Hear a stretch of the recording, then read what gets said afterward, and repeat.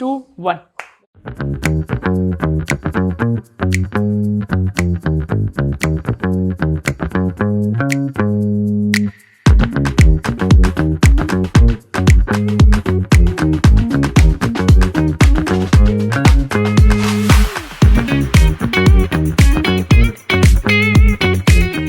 झगड़ा मत करो भाई.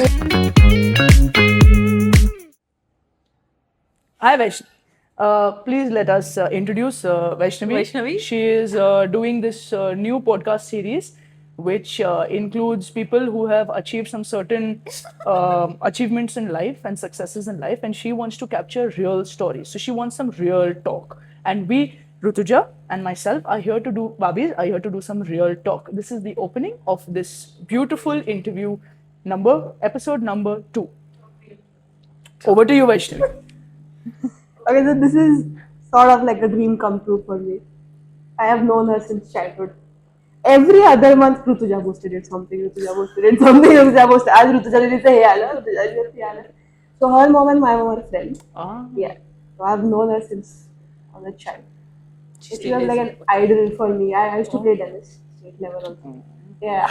Okay, so I want you guys to briefly introduce yourself. Well, India number 1 goes first. Yeah, India number 1 goes first. Hi, I am Rutuja Bhosale. I'm a professional tennis player for India.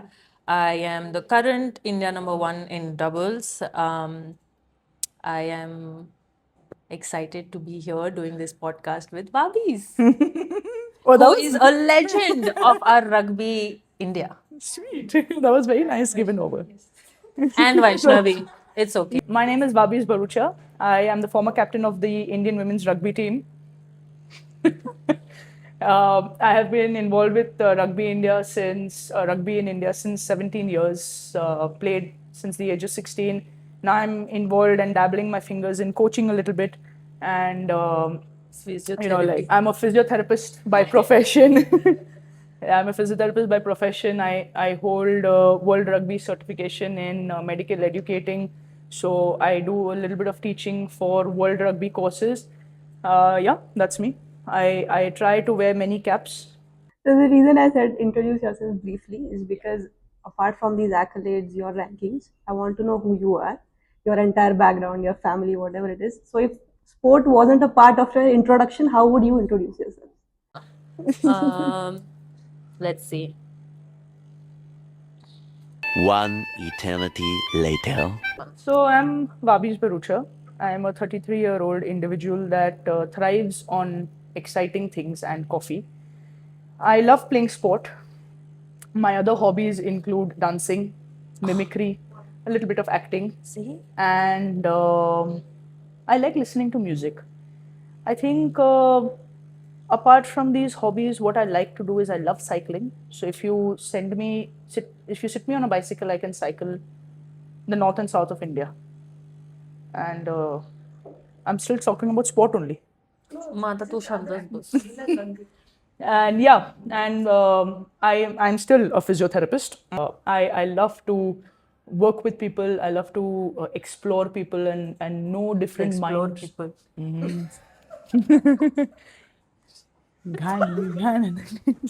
She said not speak outside of sport.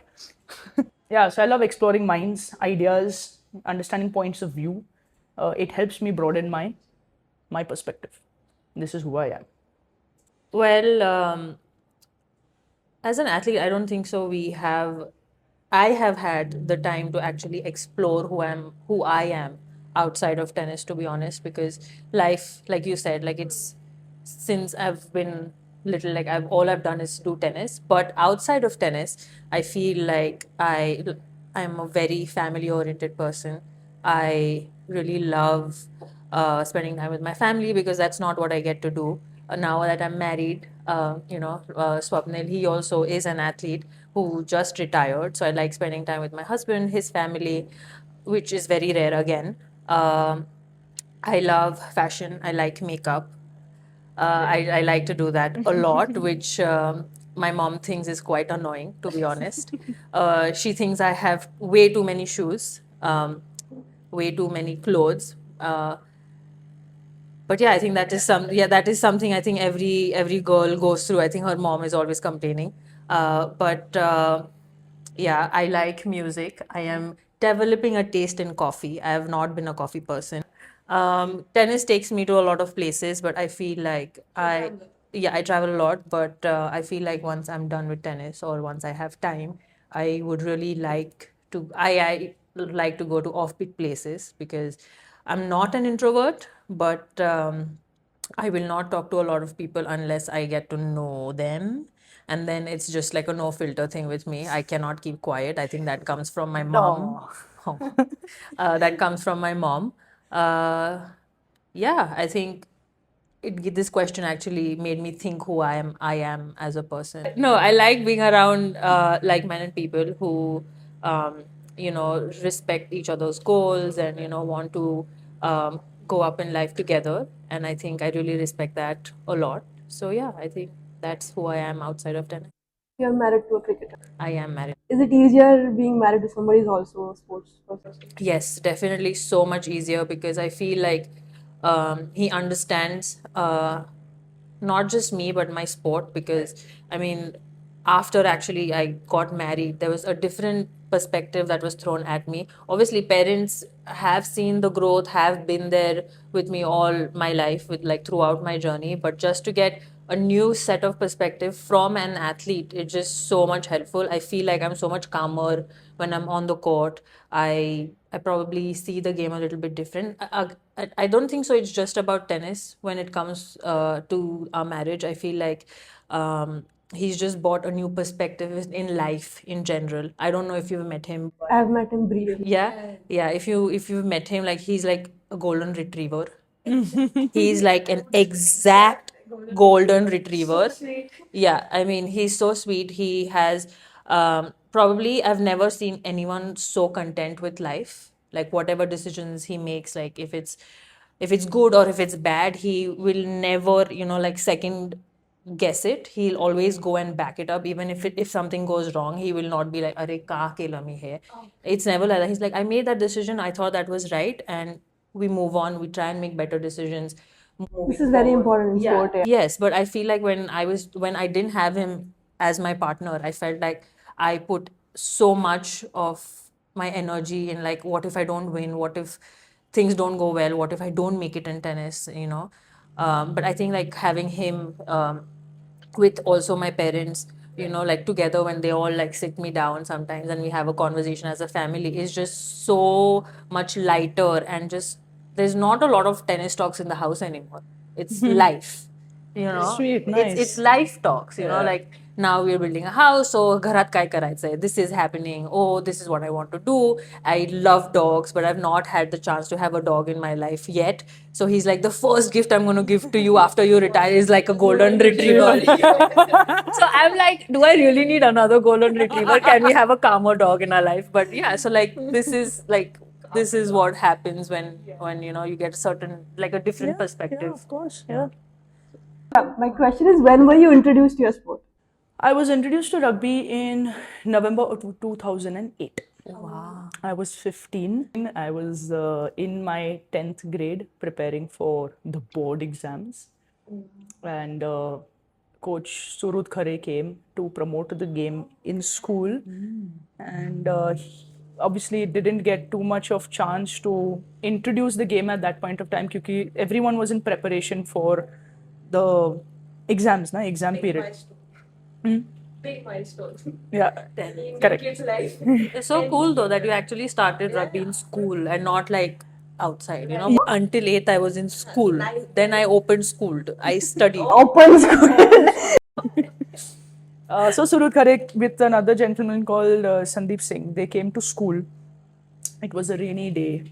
They both fought the weather, came from Kothurud to camp, actually crossed the river to come to Dastur school and be introduced to the children of the school and try and chuck the rugby ball around a little bit. Our principal at that time didn't quite allow for that to happen because there was no permission that came from above in the school. But she said that these are the children, you can see who fits your bill, and please take them to your clubs and Take them. yeah, take them. So so my PT sir that time, he sent for my friend and myself to be called from class. We were obviously studying. Came down, and sir saw the both of us just smiling because we thought that we had an opportunity to play. But sir was like, "This is Surud Khare. He's the coach of the Pune rugby girls team, and he has a club called Kafandra. So he'd like to be introduced to you guys." And he goes, "Sir goes, this is Vahbiz, this is Neha." And we just saw these two men, 6 foot something, standing in front of us. And we were just like, "What is this?" And they said that, "Do you know what rugby is?" And both of us, having played sport, we were like, "Yes, of course. We know it's a contact sport. It's played with an oval ball, and the basics we knew." And he was like, "We're having an invitational tournament happening at the outskirts of the city. Why don't you come and watch? Maybe you'll like it and you'll join the game." And both of us were like, "Jaake dekhte hai." So we went without license on a kinetic. Don't do that. Far outside NIBM. And on this Go Sports, it's a ground hota tikde. And we watched this match tournament that was happening, an invitational tournament. And both of us were just completely excited with what we were watching. We're just like, "You know what, let's try this out." Bas. March 2009, board exams finished. Vahbiz was rugby. Captain Vahbiz was rugby. Vahbiz was rugby. Yeah, literally. And the women's game had just started then in Yeah. India in 2009. And in May of 2009, they had first time organized a women's nationals. Ki from all 4 corners of India, the union was getting pressure ki karao tournament, hamare paas ladkiyan hai. So then they said ki, "Okay, let's have a tournament for the teams." So 8 teams turned up, and that was the first nationals that happened in May of 2009. And since then, it's like rugby and my growth has just been happening so parallelly. Yeah, it's together. Yeah. That's so So cool. as I've grown, I've seen the sport growing. Yeah. I think you were like one of the first. Yeah, all of us, like yeah. Shulbi, myself, Avni, all of us. Just the first, the guinea pigs. Yeah. No, but it's crazy to how like the sport literally started with Yeah. with her. Yeah. I mean, I'm Yeah. pretty sure, but I don't think so. Rugby is still recognized in India, right? Is it? It is. it getting better? It is in its phase 2. Yeah. Yeah, it is. It is there where It's a strong federation, right? it is. It is a strong federation. It's gotten better. People right now, a lot of the states of the country are playing the game. Many cities of the country are playing the game. There's games in school games and university games, and it's really grown exponentially.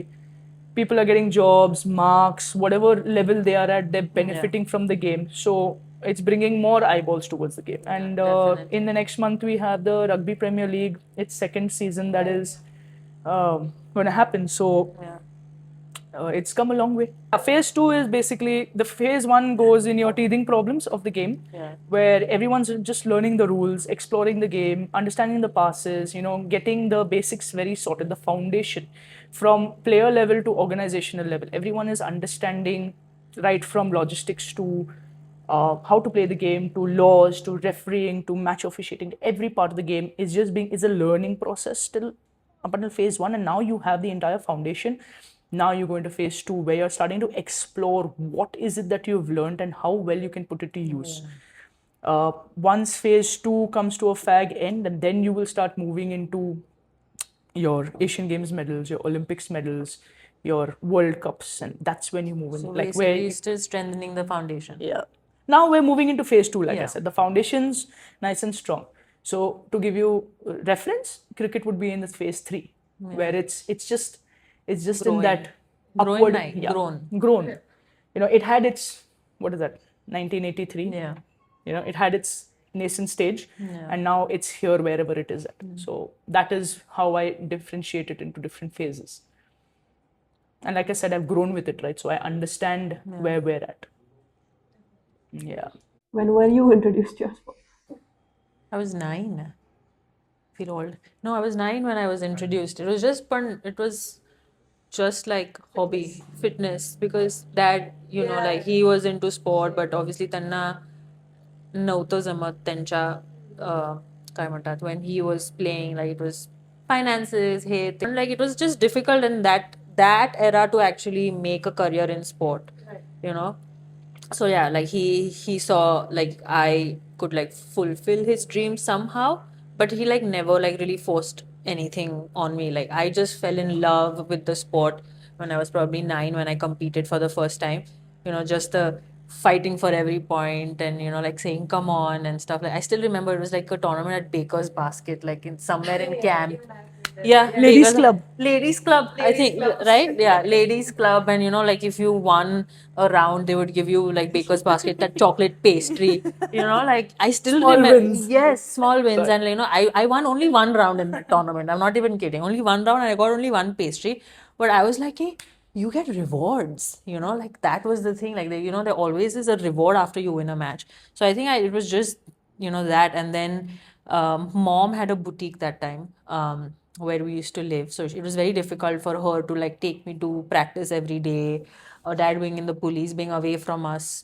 It was very difficult. But then at 11, when I actually started like playing and going more, mom um, shut the boutique for me, and then that is when the journey actually started. And she was Wow. and her boutique was doing really well. Wow. Yeah.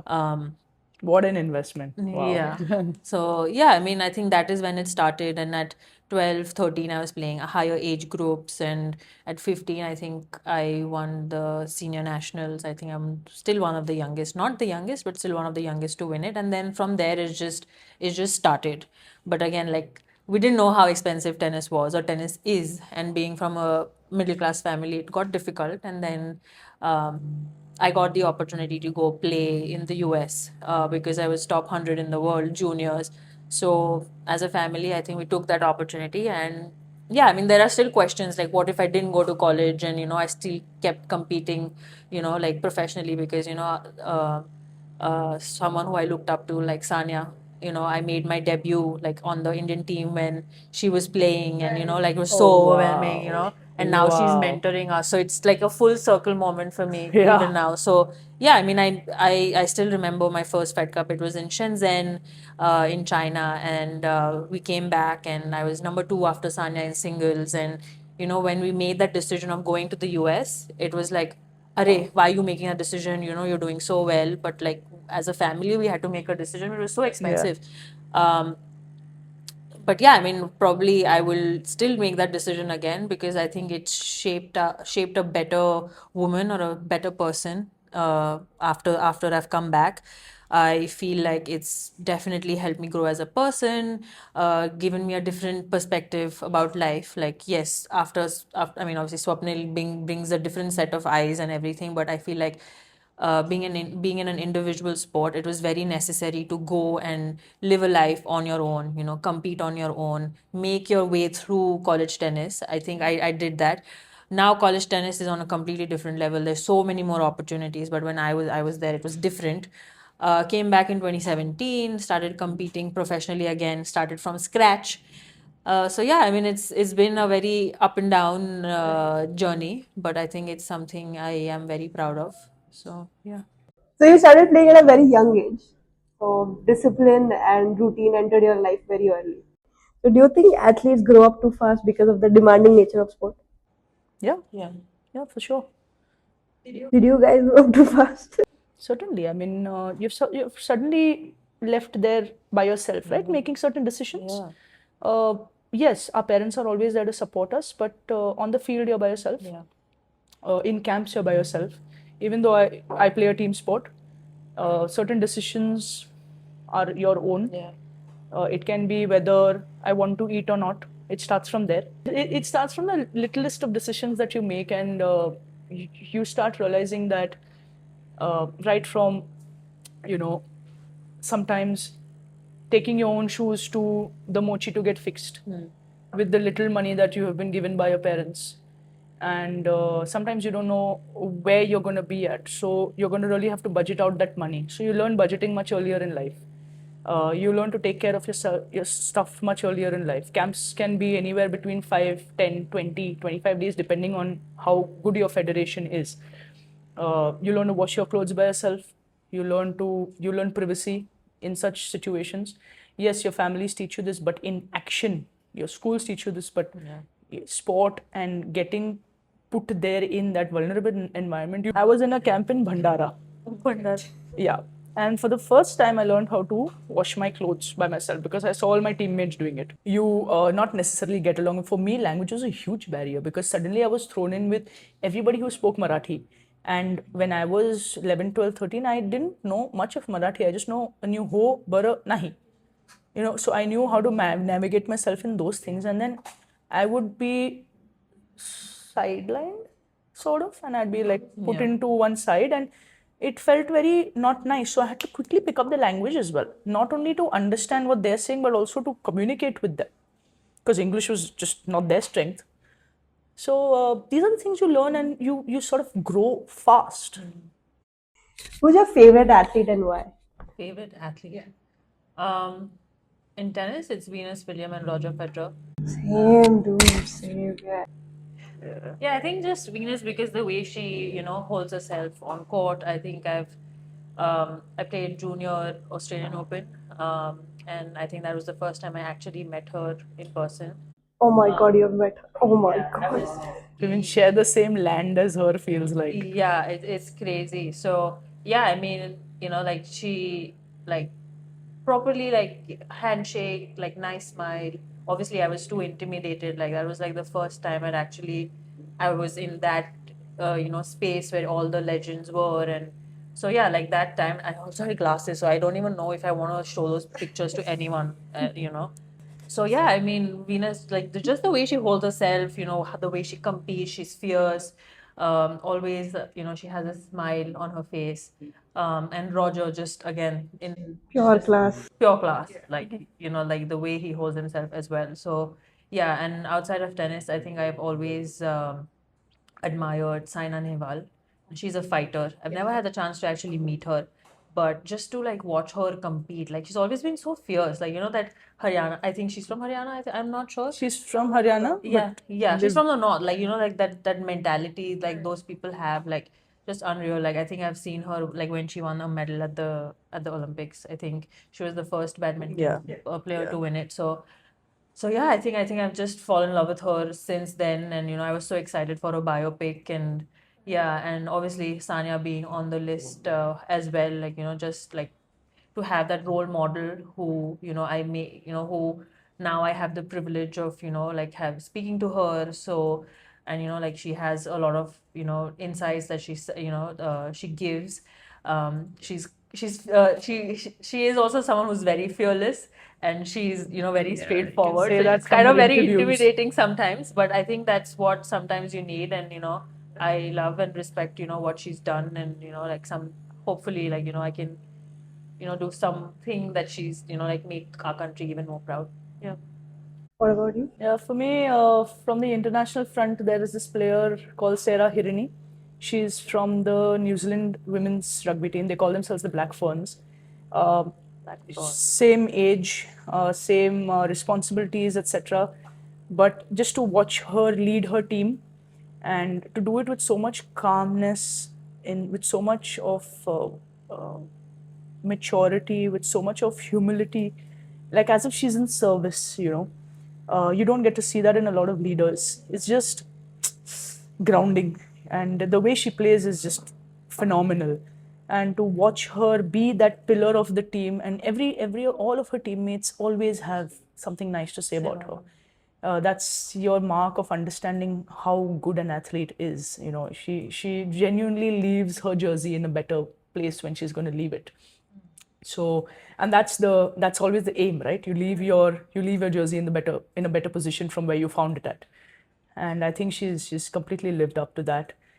Second, I would add back on what she's saying, Saina Nehwal. I mean, watched her just carve the path for so many Indian female athletes. Ki this is possible, and yes, the hardships, yes, the struggles, yes, the everything. But if you're determined, you have it in you. You just go for it.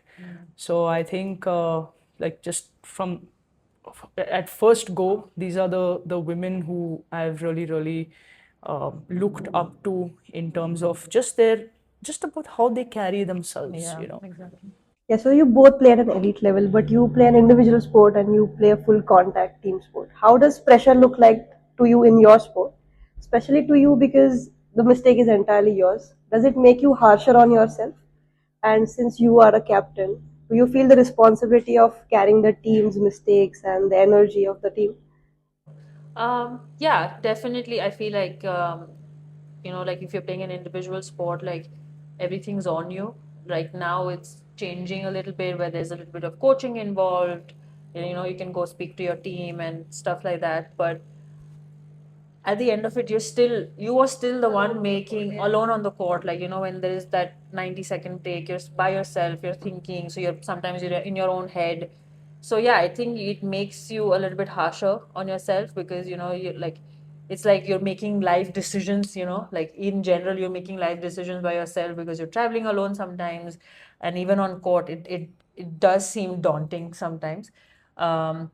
But I think you kind of get used to it eventually. But on the team front, when I was in college, tennis being an individual sport, we kind of had to play it as a team sport.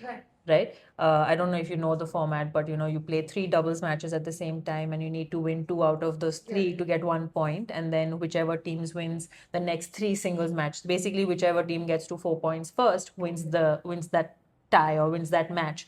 So yeah, okay. so it's like if I finish my match on my court, I can go support my teammate, like or from my college. So it was like, even though being an individual sport, like it was like a team effort. team effort. Like, because if I lost, and sometimes you have to pick it up, Sure. but it's like an individual match at the end of Yeah. it. So I loved that. I think I would have thrived being in a team environment, because even now when there is like Fed Cup, like sorry, not Fed Cup, Billie Jean King Cup that happens, or like Asian Games, or like there's some other games that happen. I love being a part of the team. Like, I want to help, as much as I can. This year's Billie Jean King Cup, we had a debutante, Vaishnavi. She's doing so well. I've played with her twice. Yeah. First time I won, second time she won. Yeah. So, like just to see how she played in her first match, and then how she played on the last day. I don't know how much I helped her, but I tried to be there for her, and I just love being a part of her team. I don't know why, but I just like, I think it's just so shared. Like, you can depend on your teammates. Like it's I think when you share, you grow. yeah. Yeah, and everything is not on you. Yeah. Like when Swapnil also speaks about, like sometimes he's gotten out on duck, and is it called duck? Duck or duck? I don't know. Whatever, zero. So whenever he's gotten out on zero, like, there are other teammates who can perform, because it's like a team thing. I think I would have loved to see how I would have done in a team environment. Yeah, but Which sport would have played? me? Yeah. I don't know. I've not thought of. Have you seen me? Team No. tennis. No, I don't know what team sport I would have Maybe played. that is why doubles. Yeah, I think Help, probably like, that's why I do is well in doubles. thrives, you because- thrive in yeah, doubles. yeah, Like you can probably. see your, Yeah. you're just like dancing Yes, on court. yeah. I think it's just fun. Like, I like having someone, like, who I can share with, who, like, there's just conversation. You like a sense of contribution. What pressure looks like for us is in the game. So rugby is played in 2 formats: a 15-a-side format and a 7-a-side format. The 7-a-side format is 7 people on the same pitch. Okay, so it's more like a 1 versus 1 situation at any given point of time because you have that much of space. So typically each person is in about 10 meters of space. So think about you're playing, sort of kabaddi, 1 against 1, and you're trying to get through their space. So it's literally like that. And everybody is in that 1 versus 1 situation. So in defense specifically, it's all about cutting that 1 versus 1. And that's when that individual pressure comes on you. Because the whole agenda of the attack is to get a mismatch. For instance, Rutuja will be faster and more agile than myself. So she will try and get herself in such a position that she's always in front of me. So she can win that 1 versus 1. And that's where the pressure comes, not only on me, but also my friend who is beside me to cover up my space because she's fast and agile. So I have shut space, but I need to really work my way in my speed to wait for my teammate to come and help me because maybe Rutuja is just faster than me and she might run around me. So I need help on that. And if I overshoot her, she'll just move inside. So once she moves inside, I have my teammate who's come across. So that's where pressure seems a bit high. When you spoke about captaincy and do I take the pressure of someone else's flaws? No. Uh, when it started, when the first time I was given the role of being a captain, yes, it felt like every wrong decision is because I didn't guide it better. But through better coaching and good guidance, I understood that I was made to understand that everyone is responsible for their own zone, this 10-meter zone. And if someone has done a mistake in the 0 to 10 meter, and I'm in the 92, I'm in the 60 to 70 meter zone, yes, I could have contributed to that mistake in some way because it's always a chain effect. However, if she makes a mistake, she's made a mistake. We as a team have to bear the brunt of it. Now, we as a team try to fix that. So there is where, nobody is ever singled out, and the 6 other players who are under the captaincy sort of rise up to the occasion that, okay, you know what, they've scored against us, no problem, we go back. And everyone takes a cumulative decision. Sometimes where the pressure does come is when we're down by 2 or 3 points. It's called a try in rugby. When we're down by 2 or 3 tries, which means 15 points, 1 try is 5 points. So when we're down by that much is when the team just goes into this slump ki abhi to kuch hona nahi hai. That's when the captain steps in and is like, guys, this is not the end of it. We have an entire second half. 7 minutes is a huge amount of time to cover up, and we're going to do it. Basically the voice of the coach. That's it. Do you guys enter a match thinking that I might not win this? How do you take with that pressure? I think when I was younger, that was more of a, Does that thought cross your mind? And if it does, how do you do it? I think the practices that you do with your mental coach, your coach, all of those things come into play during that moment. So I feel like being on the tour for so long and doing this for so long, I think you kind of, learn to deal with it. Obviously, it's a process, like how you practice of your forehands or your serves is the same thing. There are going to be moments where you're going to question a lot of things on the court, but I feel that's when the work that you put outside the court is, what comes into picture. There are moments where, you're playing people who are better than you, but I think you have to believe, sometimes, you speak to your coach. Like there are moments like even this year,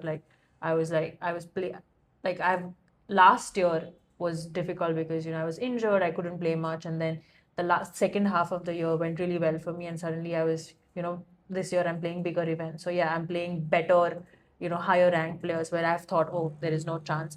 But I feel that's where communication and like your team comes into picture where, where you can voice your thoughts. Yep. Like instead of keeping it inside, it's going to eat you inside. Like that's when you voice it. And I feel like if you have a very strong team, when you voice it, like they kind of like it's like it's in your head. You just like, but when you say it to yourself, sometimes you don't believe it. But when it comes from outside, like let's say A shared problem is a Yes. solved problem. Yeah, like let's say Wow. so yeah, so like let's say Vahbiz is my coach, and I call Vahbiz. I was like, hey, I'm feeling nervous. I'm playing this person. She's better than me. She's better ranked than me. Like they've won so and so and so. They're just winning. So like Vahbiz is going to say the same thing was in my head, but like just hearing it, it's okay. Just focus on the process, deep breaths, basic whatever works for you. And I think that is what it's basically work outside the court that you need to believe and put it and translate it on the court. Yeah. How does self-talk look like to you before a match or during a match as well? I have this thing that happens to me before a game is I sing a song on loop, and maybe it's always happened for me, and maybe it is it's my automatic response to potential stress.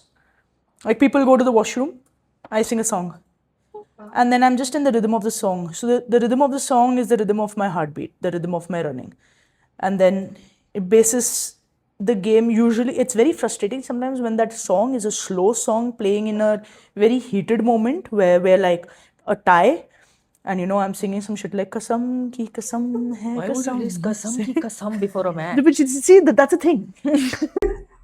It gets stuck in her head. Yeah, just and then you're just "Humko pyar hai sarpat." Oh God, I'm judging you. Yeah, so songs play, and maybe it's my body's response to stress. Yes, I have got onto the pitch thinking that what's going to happen of this match, because though a lot of my opponents are smaller and shorter or tinier than me, I have this practice where I do not underestimate them. I would never think, never. Cannot do 'Cause that for boss, anybody. yeah, chota packet, bada dhamaka can just like phatao on you, and you can just be looking like a little bit of an embarrassment in your team. So I always enter the pitch with respect towards the opponent, that you've done as much training as I have to be here, but boss, I got this. And I got this to what extent? Whatever is in my control.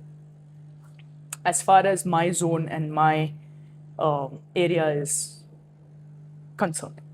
So I just, like she said, right, what you put into practice. It's every kick, it's every run, it's every situation which you practice the tackling, you practice the falling, you practice the offload, you practice the protecting the ball, you practice the sealing, you practice these things over and over and over again. And you just need to make sure that you're putting that same loop, you're putting that same action into the loop. And once you do that, you can't go wrong because you've practiced it. Yes, at Sometimes the you end might of, fail. yeah, at the end of the day, sport happens. You can never practice what the opponent is Yeah, going to do. exactly. You can at best prepare for the worst, but to just put your controllables in place and not fall out of that. And like she said, you can fail, but it's about just acknowledging that you've done what you practiced. Should you not do this and then cry that, oh, I lost, you go back and think that, did I do these things which I've put into practice, which my coach has told me, which my team has practiced, which we've done together? So, yeah. How do you deal with losses? Breathe in, breathe out.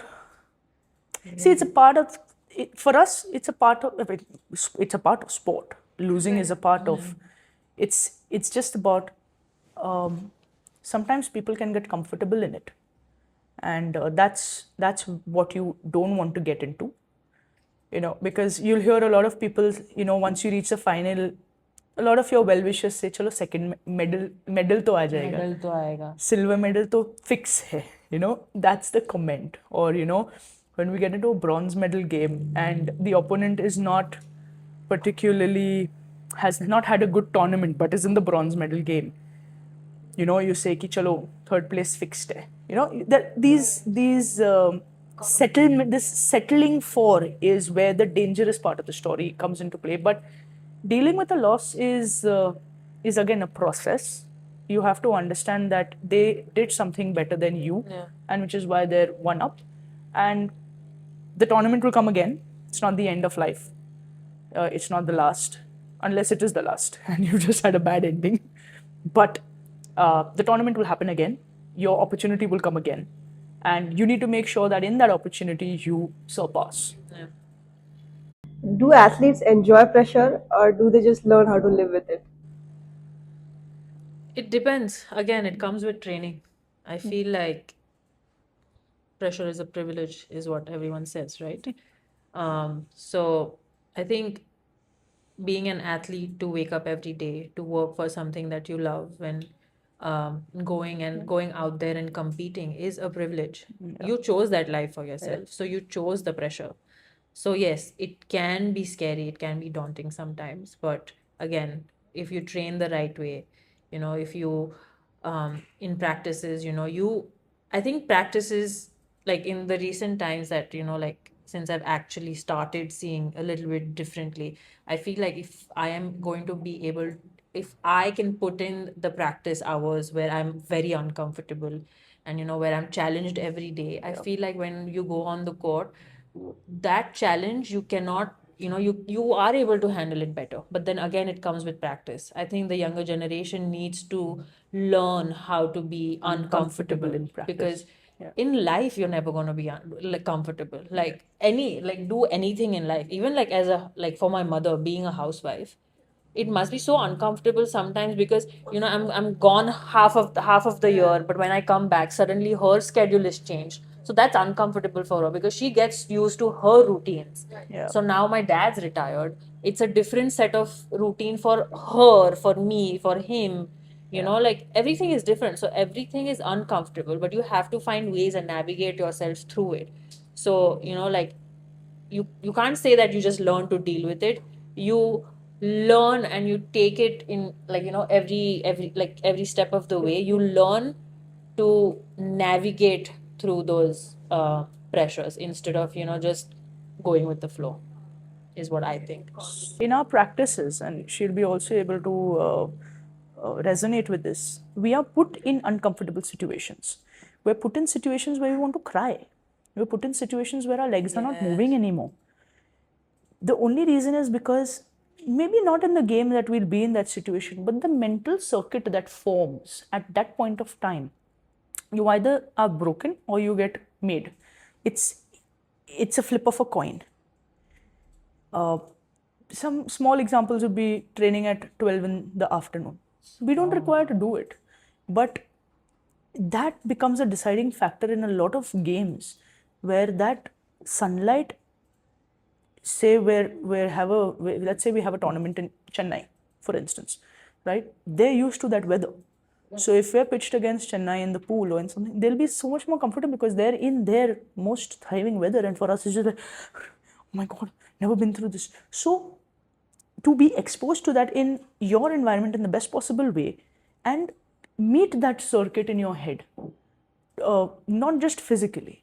So when you meet that discomfort in your head and we're always talking to ourselves like, come on, Vahbiz, you can do this. This is not the end of it. Look at your teammate. She's bloody working hard for you.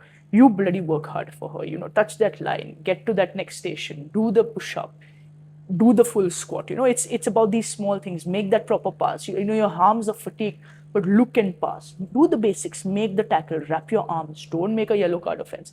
You're continuously having that chat in your mind, and the more you put yourself through that process of discomfort, it does happen in the game when you're met with that same thought, but you've had the chat before. So it is easy for you to put into action on the pitch. So when you say that do athletes thrive on pressure, we just practice it enough for it to at least come across effortless for us. We make that pressure look easy because we've practiced the pressure as well. Do you have a hype song before a match? Me? I think she answered it. Sanam, Kasam hai kasam. this is for you then. I don't think so. If you see my playlist, it's like the weirdest playlist ever. Like no kasam, but it can go from romance to hip hop to rap to sambata. No specific. There's no specific song in. Right now, it's that new Shivaji, that new movie that's come out from Ritesh Deshmukh, that anthem from Ajay Atul. It's that, like, it's on full blast before a match. Yeah, so yeah. Some upbeat song. Some Not very sad. No, I mean, it can be sad also. Yeah, it can be, but not like it can't not right before the match. Right before the match is obviously a hype song. Right now, because of Swapnil, I'm into techno, so I'm like listening to like ding ding ding ding ding ding ding ding ding ding. Mine's no Yeah. competition. Yeah, nice choice. Idol. Tell me about a chaotic or a funny incident that happened to you. Something memorable. Something memorable. No, I think I'm very organized and everything is right. Like, you know, I cannot function if things are not in Something can happen. I think once, yeah, I think this was a couple of years ago. This was, I think, before I went to college or after I had just come back. I'm not sure. But my shoe sole came off middle of the match. Oh no. Yeah, and I kind of like twisted my ankle because of it. And after that, my mom and that is when I learned that I need to keep two pairs in my bag, in my tennis bag. My mom ran into like a small shop which is right, like it was at CCI, the tournament was at CCI. She got me a new pair, and because it was a new pair, it was not sliding. Yeah. It was not sliding, so my foot got stuck. So the ankle which I twisted, it also got stuck. And I was out for 2 months after that. So it was actually very chaotic. Yeah. Yeah. Oh, so you mean chaos in that way? Yeah, For us, I mean, we always have these fun moments on field. A lot of us players who play for India, we oftentimes find ourselves, so like girls from Orissa, Calcutta, Bihar, Maharashtra, we find ourselves opposite each other in the pitch. And it's when you make eye contact with them and you know that you're going to get them, and there's this moment of, I got you, or, hey, I ran around you, screw you, shit like that we have. There's a very nice, Screw you. there was a really nice moment I was caught between. There was a match we were playing in 2024 in Balewadi against Orissa. And there is this player called Hupi Maji. She's their sprinter. Hupi Machi. Hupi Maji. Maji. Maji. So the ball went out. Okay, so Maharashtra se ball bahar gaya. So the Orissa team had an opportunity to take something called a quick line out, which means without forming a line out, they could throw the ball in. Now I saw that Hupi was asking for that ball. So I darted to Hupi, okay? Nelia silti bhai. And she's looking towards the ball and I'm coming from here. And she goes, So dramatic, so dramatic. I'll show you that video after our chat. She asks quick line out to her team and her teammate passes the ball, but between that the referee blows the whistle saying we have to form the line out. So I hear the whistle and I decelerate, but I'm like, you know what, let me screw around over here. I decelerate and I bump into her. So she's like like and we had a very sweet moment on the field. She's like, boy, tujhe dekhti hu main, and then she goes off to her position and I'm in my position. So that was a very, very fun moment on the pitch where I bullied her a little bit. The only chance I could get to catch her. Because otherwise she's just like, move. Yeah, so rugby is a very physically aggressive sport. It's So a are you physical sport.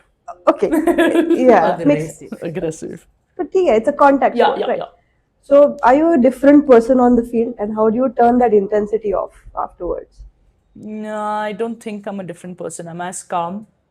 It's only if somebody violates the law or my players' respect is when I step into, like, boss, mind your space and watch your rules. It's only that time which really ticks me off, because rugby is a game of a lot of respect and abiding rules. Because it's a contact game, it just protects you in every way. It protects the player in every way. So if you're going to sit fouling over here, get off. And because I know the sport from the medical angle, the athlete angle, and the coach angle, I stand with that authority on field. So I've never really found myself raising my arm. But there was this moment, the only time I remember one of the moments getting really pissed off is I was in Qatar playing a tournament, and there was this girl from the opposite team. She held on to my leg. She saw my knee was taped after my surgery. She saw that my knee was taped, so she held on to my leg to tackle me. I passed the ball, and she still went and yanked my leg. So I held her collar and I did that. And my coach said, Bobby. And I was just like, because I knew what it took to.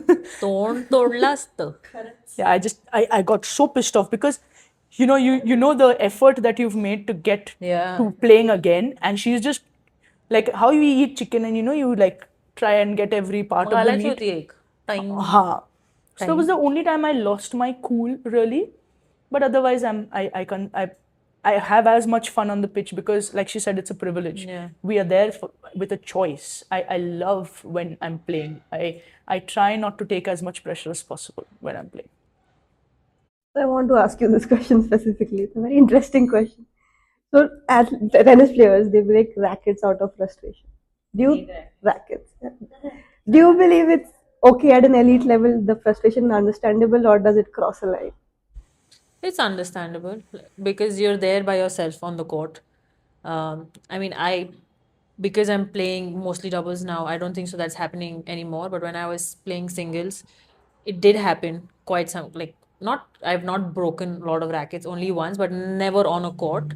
I was actually, when I broke a racket, this was when I got injured. I also had dengue, which nobody knew. So I was like feeling very sick. I was like having fever and everything, but I was still playing. And the thing was, I was playing well, but I couldn't feel my body. And then I think the girl who I was playing, she couldn't understand what was happening. Like I couldn't move. Like I couldn't move forward. She was giving everything to me in a hitting range. And I think in the second set, she kind of I won the first set, and in the second set, she figured out like she like mistimed a ball or something and went as a drop shot. And I didn't run for it. And I think that is when she figured out that I couldn't run. And then I lost the second set 7-5. And even in the third set, I was like, it's go for your shots. If it's a winner, it's a winner. If it's out, it's out. It doesn't matter, because I was already struggling physically, couldn't do anything. And I still lost the match, I think 6-4 in the final set.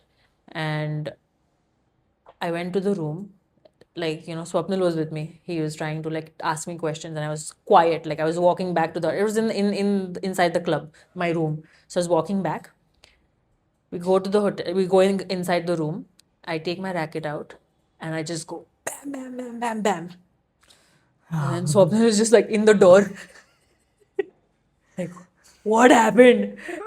And then I was just in tears after that. And then I kind of like figured out there's something wrong, blah, blah, blah. And the next day I was fine, everything normal. So kind of like it was like that. Like frustration builds up sometimes, sometimes it's because you've lost a couple of matches in a row, or sometimes it's like it's such an easy ball, how can you miss? So like everyone's going through something. Every athlete is going through something. There's probably pain, or there is